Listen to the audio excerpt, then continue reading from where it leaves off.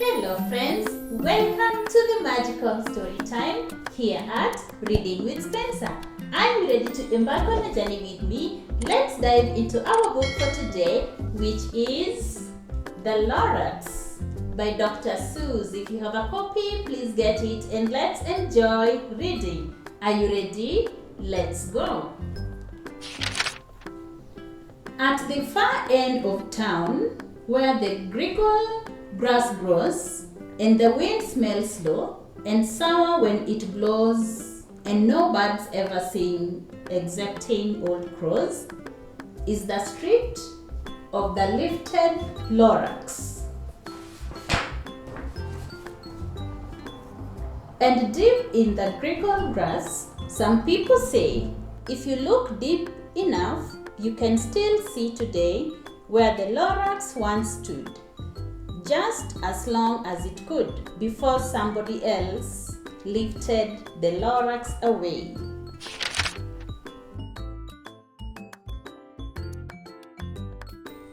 What was the Lorax, and why was it there? And why was it lifted and taken somewhere from the far end of town where the grickle grass grows? The old Once-ler still lives there. Ask him, he knows. You won't see the Once-ler. Don't knock at his door. He stays in his lacking on top of his toe. He lurks in his lacking, cold under the roof, where he makes his own clothes out of muffled moof. And on special damp midnights in August, he peeks out of the shattered, and sometimes he speaks and tells how the Lorax was lifted away. He'll tell you, perhaps, if you're willing to pay.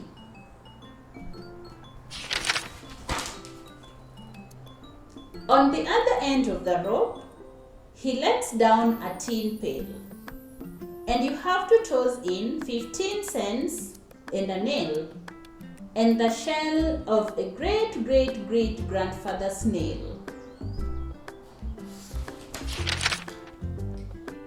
Then he pulls up the pail, makes a most careful count to see if you've paid him the proper amount.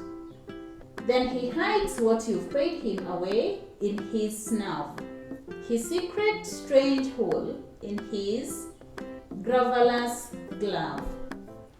Then he grunts, I will call you by whisper, my phone. For the secrets I tell you are for your ears alone. Slump! Down slumps the whisper muffin to your ear. And the old Once-ler's whispers are not very clear, since they have come down through the snuggly hops, and he sounds as if he had smallish bees up his nose. Now I'll tell you, he says, with his teeth sounding grey, how the Lorax got lifted and taken away.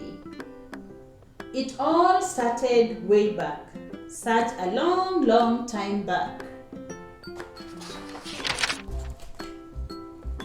Way back in the days when the grass was still green and the pond was still wet, and the clouds were still clean, and the song of the Somi swans rang out in peace. One morning I came to this glorious place, and I first saw the trees, the Truffula trees, the bright-colored tufts of the Truffula trees, mile after mile in fresh morning breeze. And under the trees I saw a brown babaloots frisking about in their babaloot suits, as they played in the shade and ate Truffula fruits.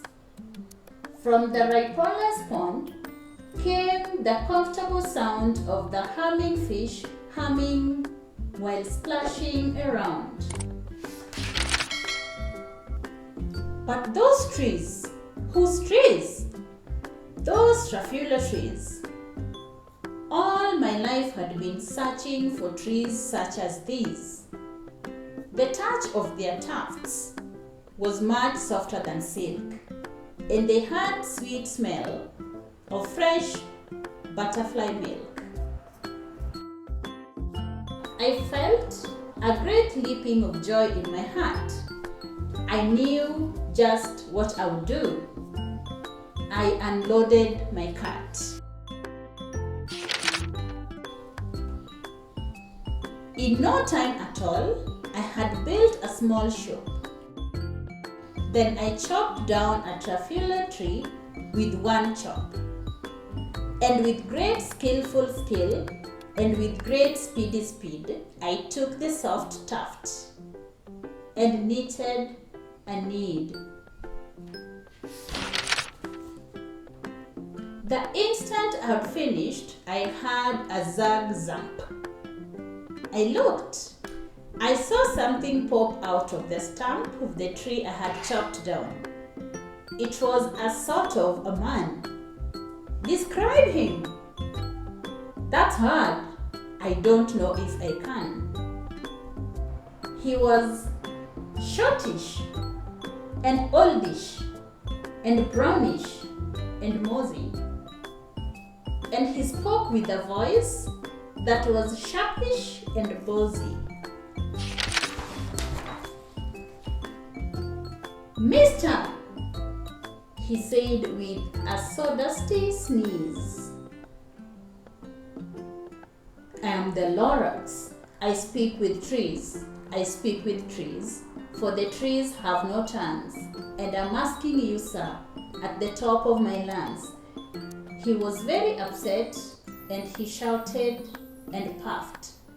What's that thing you've made out of my Truffula tuft?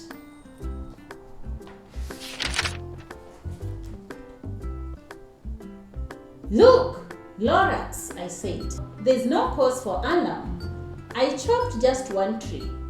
I'm doing no harm. I'm being quite useful. This thing is a need. And it's a fine something that all people need. It's a shirt, it's a sock, it's a glove, it's a hat. But it has other uses. Yes, far beyond that. You can use it for carpets, for pillows, for sheets, or curtains, or covers for bicycle seats. The Lorax said, Sir, you're crazy with greed. There's no one on earth who'd buy that full need.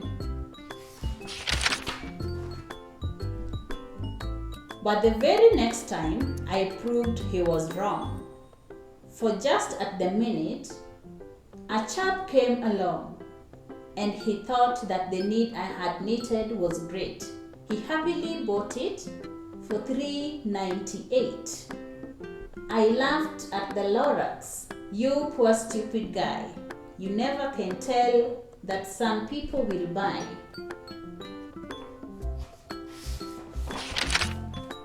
I repeat, cried the Lorax. I speak for the trees. I am busy, I told him. Shut up, if you please. I rushed across the room and in no time at all, built a radiophone. I put it in a quick call. I called all my brothers and uncles and aunts and I said, listen here, here's a wonderful chance for the whole Once-ler family to get mighty rich. Get over here first. Take the road to the north niche. Turn left at Weehawken, sharp right at the south stitch. And in no time at all, in the factory I built, the whole Once-ler family was working full tilt. We were all meeting needs, just as busy as bees. to the sound of the chopping of Truffula trees. Then, oh baby, oh! How many businesses did grow? Now, chopping one tree at a time was too slow. I quickly invented my super axe hacker, which hacked all 4 Truffula trees at one smacker. We were making needs 4 times as fast as before. And that Lorax, he didn't show up anymore. But the next week, he knocked on my new office door. He snapped. I'm the Lorax who speaks for the trees, which you seem to be chopping as fast as you please. But I'm also in charge of the brown babaloots, who played in the shade in their babaloot suits and happily lived eating Truffula fruits. Now, thanks to your hacking my trees to the ground, there is not enough Truffula fruits to go around. And my poor babaloots are all getting the crummies because they have gas and no food in their tummies. They loved living here, but I can't let them stay. They'll have to find food, and I hope that they may. Good luck, boys, he cried. He sent them away. I, the Once-ler, felt sad as I watched them all go, but business is business, and business must grow, regardless of crummies in tummies, you know? I meant no harm. I most truly did, but I had to grow bigger, so bigger I got. I biggered my factory. I biggered my roads, I biggered my wagons, I biggered my loads. Of the needs I shipped out, I was shipping them forth to the south, to the east, to the west, to the north.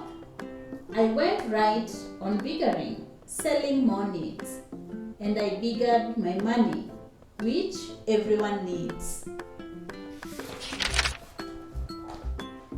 Then again, he came back. I was fixing some pipes when that old nuisance Lorax came back with more grips. I am the Lorax. He coughed and he whiffed. He sneezed and he snuffed. He snuggled and he sniffed. Once-ler, he cried with a Truffula's croak. Once-ler, you're making such smuggler's smoke. My poor Seuss, why? They can't sing a note. No one can sing. Who has smoke in his throat?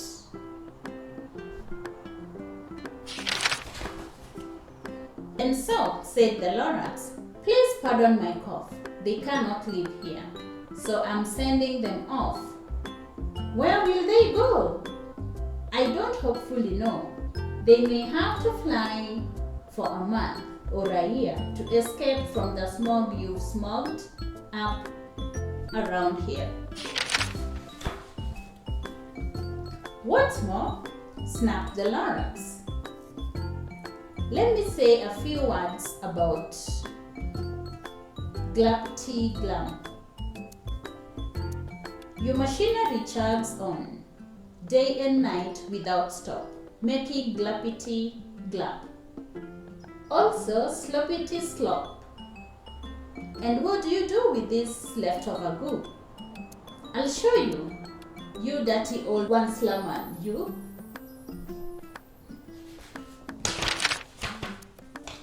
You're glumping the pond where the humming fish hummed. No more can they hum, for their gills are all gummed. So I'm sending them off. Oh, their future is dreary. They'll walk on their fins and get woolly weary in search of some water that isn't so smeary. And then I got mad. I got terribly mad. I yelled at the Lorax. Now listen here, Dad.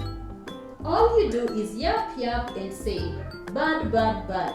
Well, I have my rights, huh? And I'm telling you, I intend to go on doing just what I do. And for your information, you Lorax, I'm fingering on biggering and biggering and biggering and biggering, turning more Truffula trees into needs, which everyone needs. And at that very moment, we had a loud whack. From outside in the fields came a sickening smack of an axe on a tree. Then we had the tree fall. The very last Truffula tree of them all. No more trees, no more needs, no more work to be done. So, in no time, my uncles and aunts and everyone all waved me goodbye. They jumped into my cars and drove away under the small smothered stars. Now all that was left was neat and bad-smelling sky was my big empty factory, the Lorax and I.